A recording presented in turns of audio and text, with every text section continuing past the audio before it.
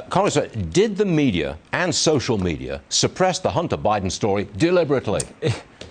Yeah, well, of course they did. I mean, look, the laptop was real. The emails were real. The eyewitness, Tony Bobolinsky, was real. The only thing fake about a year and a half ago was the news.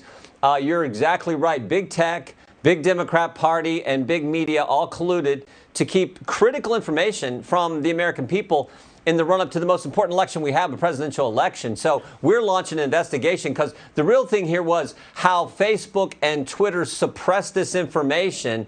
What did they know? Who were they talking to? That's what our letters that just went out today to Facebook and Google saying, tell us, and Twitter, tell us what you knew, who you were talking with, why you made this decision, because we now know, according to the Post, according to the New York Times, something we knew a year and a half ago, that this stuff was as real as it gets. Now, we're talking influence peddling here at the very highest level.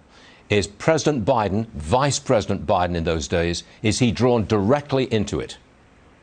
Well, remember the email, 10% for the big guy. That's it. Remember the big guy / Joe Biden, the big guy, the now president of the United States. He's also the one who fired or pushed for the firing of the Ukrainian prosecutor who was starting to look into Burisma, the company that was paying Hunter. So I think that fact pattern warrants investigation. Maybe that's what the FBI is looking into. We don't know. We know that the Justice Department's looking at the tax issue. That's been reported. Whether they're looking into that, we're not sure. But Hunter Biden took money from the wife of the mayor of Moscow, took money from Burisma, the Ukrainian company, energy company, and took money from companies with connections to the Chinese Communist Party.